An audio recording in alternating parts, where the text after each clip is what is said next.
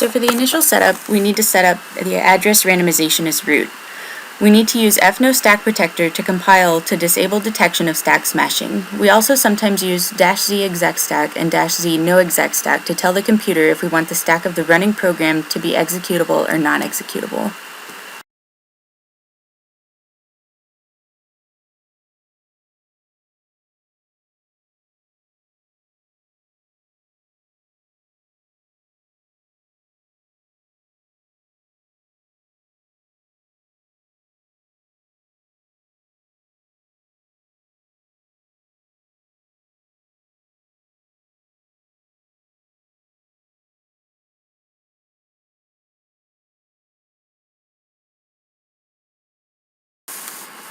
Here you can see the call shellcode.c file, which has a char array of instructions that will bring up a shell. When we compile and run it, a root shell should appear in the command line.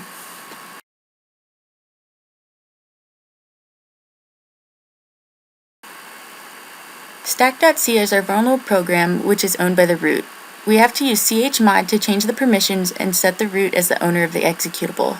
To compile, we use -z exec stack and -fno stack protector options.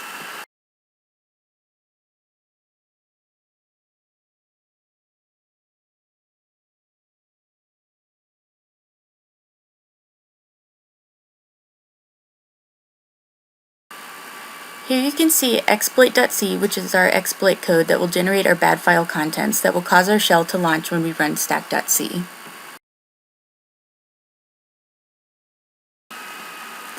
I wrote this portion in two different ways. Initially, I tried adding a string copy and prepended 12 characters, which were capital letters, to the beginning of the code character array. This actually did work, although it was not the proper way. I'm still not entirely sure why this works, but my best guess from running through the code in GDB many times is that the extra characters cause the return address to be overwritten during string copy, which causes it to return to do global destructors aux rather than where it would normally return. String copy also adds a null terminator to the end. The proper way that I wrote exploit.c guesses a return address by getting the stack pointer address and adding an offset to it. We also create a buffer size of 517, which we initially fill with no ops. After this, we create an address pointer of long type, which we set to be buffer plus I, cast as a long pointer. This will help put our return address into the buffer repeatedly until we have reached the offset index. Next, we fill the buffer with the return address by incrementing by 4 to account for the long address type. After we have repeatedly placed the return address from the beginning of the buffer to a random amount, I kept it 50 less than the offset, we use memcopy to paste our code character array at the very end of the buffer. This will leave some no-ops between our return addresses and our shellcode. Now we compile stack as root and set the permissions, then compile exploit and run it. We then run stack and should see a shell pop up in the command line. We then check the ID to make sure that the shell is running as root.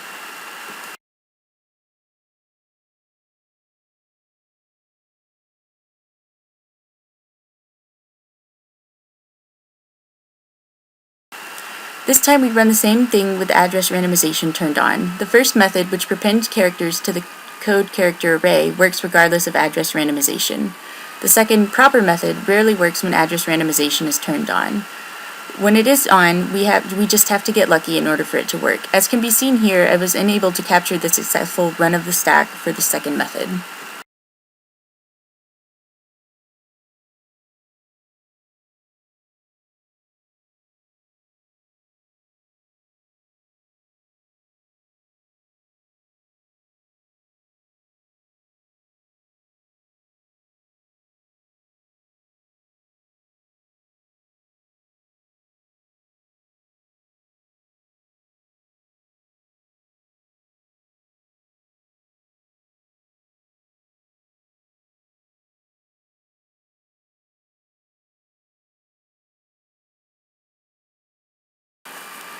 This time, we run with stack protector. We see that a lot of text pops up and alerts us that the stack smashing was detected. This detects the buffer overflow attack and protects the return address on the stack from being altered. It places a word prior to the return address on the stack, and before jumping to the return address, it makes sure that the word has been unaltered. If the word has been altered, then the program terminates and alerts the user of stack smashing detection.